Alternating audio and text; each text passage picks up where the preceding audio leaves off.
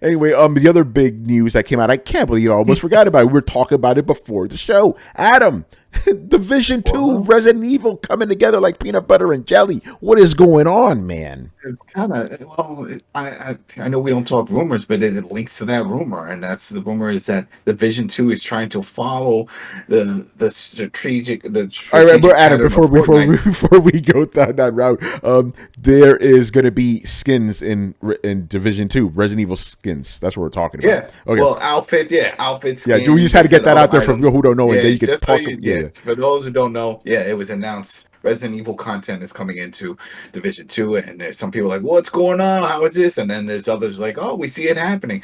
And if you guys remember, paying to the show of even people that just play games, they saw for a while Division Two was on sale for like $2 on all platforms. That's pretty much giving it away for free. And they're like, what's up with that? And everyone was like, well, I think they want to go free to play. And then we've noticed that all their events have become apparel events, which is just selling gear. Hey, you don't want to do the event, then just go buy the gear. And that's what makes all the money on Fortnite.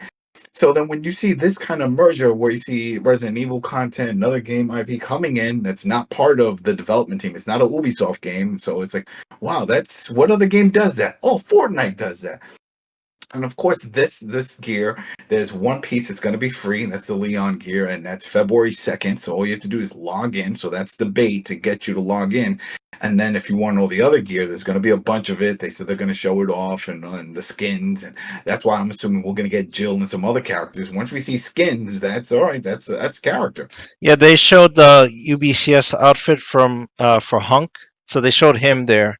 So Okay. that's coming. You Yeah. see, so that's coming, and then once people see all that, then maybe they'll keep playing. And the goal is you do some challenges, and it's going to be linked to a nightmare event, which was something that they were talking about earlier last year for Halloween. It takes place on I think it was College Point is one of the islands. It's a big university, and they had a DLC mission for last year in it, but now it looks like they're going to make this a horror theme, and it's called Nightmare, and that's where this event's going to take place. You complete these challenges, you unlock the apparel. Usually, you can just go and buy it if you don't feel like doing the challenges because it's timed. Usually, these things are timed, and that's it. It's one and done, and then you move on.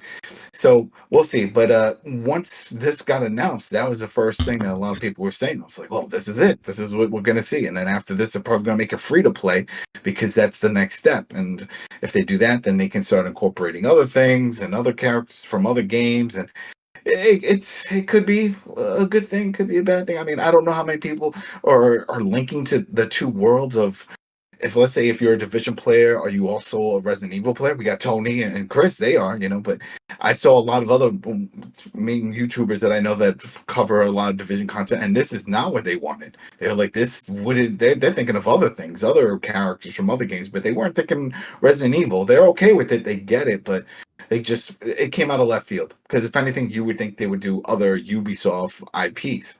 Maybe do something with Assassin's Creed or something, have some crazy looking outfits from Valhalla or something. But no, they didn't. They don't do that. So hey, whatever it is, what it is, it's cool. Jump in there, get it free. At least the Leon one, get that one free, and just keep playing. Now they haven't mentioned if they're going to do a free weekend or anything for it or during that time period, or at least at the beginning. And they're known for doing free weekends and free weeks and stuff like that. So I could see them if they're really trying to like lure people in. Because even if those people that are just diehard Resident Evil fans are like, I don't play that division shit. I'm not into that. So if they said, hey, free for the weekend, maybe they'll do it. Maybe they'll download this 110 gig game on their system because the shit is large. It's large. It's very large. You, Adam. Yep. I have a question for you. Is the Division 2 as much of a success as Division 1? Yes.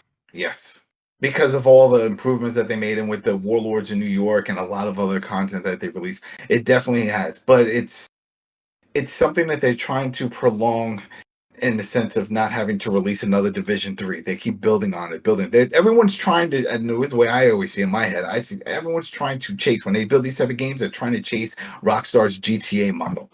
How do we create one big open world and just keep building on top of it, throwing little pieces and get people to jump on? It's already online, so we're already doing that. And it's GTA's crazy. I mean, you can have cars and races and tracks and stuff in space. You can do a lot of other things, and I think that's the appeal. But you see all these other companies that have this. You see this with Destiny and some other ones that are trying their best to just keep building on something, so that way they don't have to come up with a newer version every year. Just build on it. And for the most part, Division 2 has been up there. They just gave us the summit a few months ago. That was that big tower. You know, I did a story on that, and that was awesome. 100 levels you got to play through. It's better with friends. That's plain and simple, though. If you're going to play any of these things, play with friends.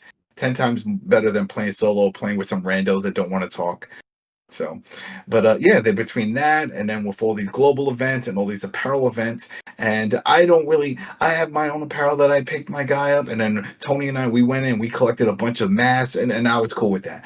I'm not big on, oh, damn, I need the next outfit. But when I found out about this RE one, I looked up, they've been doing this for a while, not with the like other games, but just creating all these crazy apparel outfits events, and it's been booming. People are always hyped for it.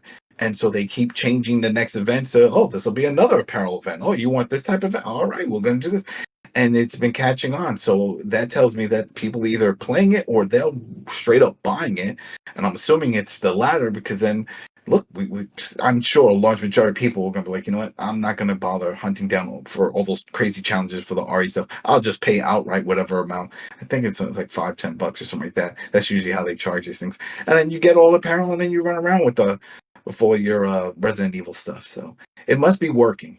You know, the same thing goes with Call of Duty. Call of Duty does the same thing with the battle passes, but they do a lot of skins for weapons and things, and that's working for them too, making a killing. We hear about it all the time when they do their numbers. So we'll see. We'll see if this actually makes an impact. I'm curious if there's anybody in the chat that is not interested in the Division that's willing to jump in just for the Resident Evil stuff. If this is enough to pull them in to a genre that they're not familiar with, or they really don't give a shit. For Manny, he doesn't give a shit. He loves Resident Evil, but he still doesn't give a shit about this, so he's not going to play with us. I don't love Resident Evil that much. I haven't played one since what was it, Resident Evil 5? But see, all right, so let's say that Leon stuff is free, and let's say they do a free weekend to go alongside it. Would you then jump in? No, Nah. right? That's still not it. See, there you go. Free is still not good enough for Manny. No, because I have no interest in the game. It's like, Yeah, okay. that's I mean, can you change the game too? I'll take that. I'll take some other game. that's what I'm saying. That's what I'm saying. I don't know if this is enough to lure people that are into one type of game to jump into this type of game, this genre. It really doesn't link, besides the fact that you wear armor, you wear gear, tactical gear. That's some real connection there. Yeah, I mean, there's not even. It's for people who are into both. I don't think it's going to lure people in from another. Like, me, I like Resident Evil. I like Division. I'm already there.